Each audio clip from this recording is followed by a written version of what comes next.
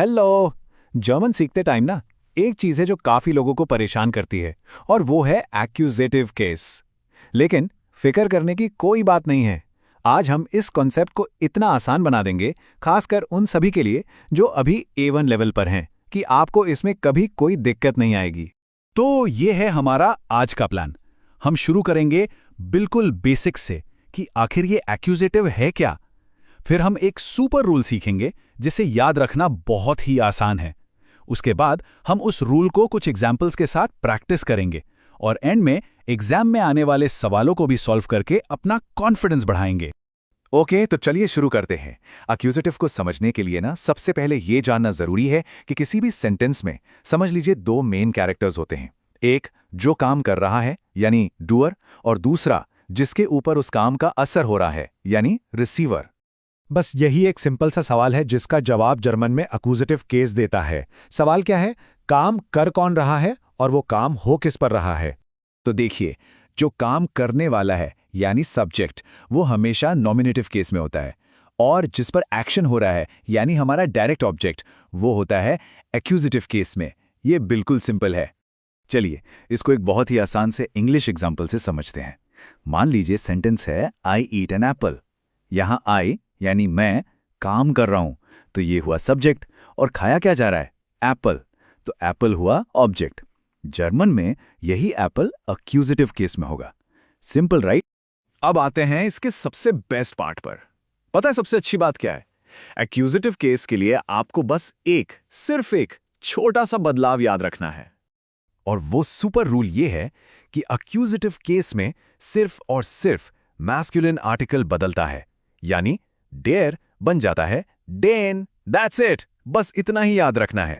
जरा इस टेबल को ध्यान से देखिए, कितना आसान है ना? सिर्फ एक ही चेंज है, मैस्कुलिन में देर से देन हो गया।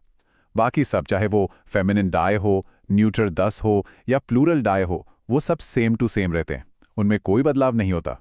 चलिए अब इस रूल को आजमाते हैं। इसे असली सेंटेंसेस में इस्तेमाल करके देखते हैं, कुछ कॉमन वर्ब्स के साथ।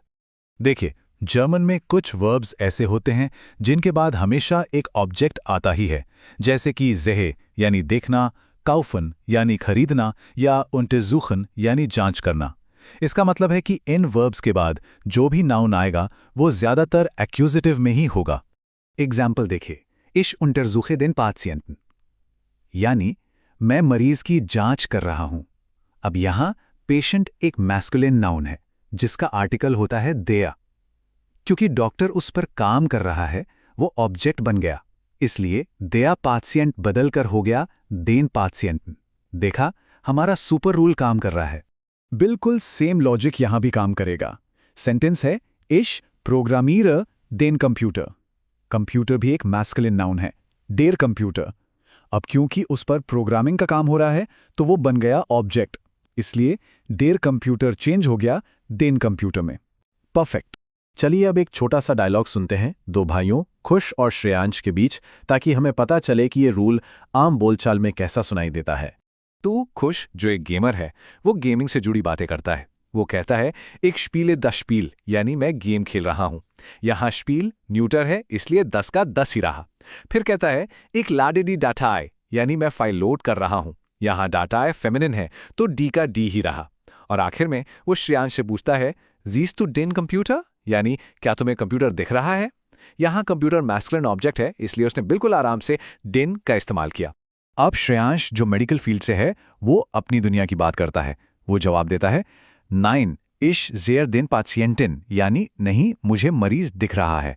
यहां भी देखिए, पेशेंट एक मैस्कुलिन ऑब्जेक्ट है, इसलिए उसने बिल्कुल सही देन का इस्तेमाल किया।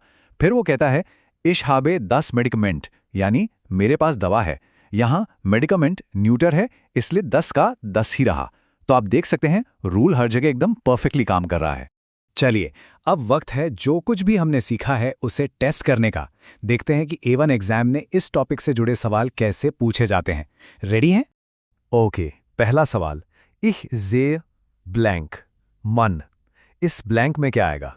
सोचिए, मन का जेंडर क्या है और क्या वो काम कर रहा है या उस पर काम हो रहा है? बिल्कुल सही, जवाब है डेन, क्योंकि मन एक मैस्कुलिन नाउन है, डेर मन, और यहां वो ऑब्जेक्ट है, तो हमारा सुपर रूल लगेगा और देर बन जाएगा डेन। जबरदस्त। अगला सवाल है, एक है बुक यानी किताब, इसका आर्टिकल क्या होता है और क्या वो एक्यूसेटिव में बदलेगा? फैंटास्टिक। सही जवाब है das। बुख एक न्यूटर नाउन है, यानी das बुख। और जैसा कि हमें पता है, न्यूटर आर्टिकल्स एक्यूजेटिव केस में चेंज नहीं होते।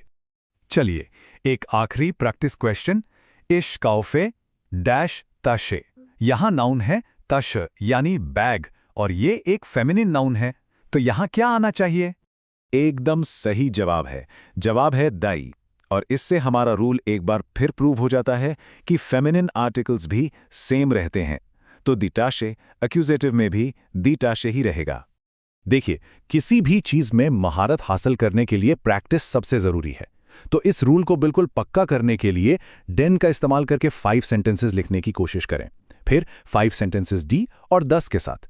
या इससे भी बेहतर, अपने आसपास देखिए, अपनी डेस्क या अपने कमरे में रखी चीजों को जर्मन में डिस्क्राइब करने की कोशिश करें।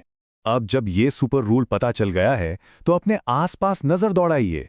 आपके पास जो भी चीजें हैं, क्या आप उनका नाम जर्मन में बता सकते हैं? और ये भी कि उनका आर्टिकल क्या होगा अगर वो एक ऑब्जेक्ट बने। ये छोटी छोटी प्रैक्टिस ही जर्मन को और भी बेहतर बनाएगी। Keep learning.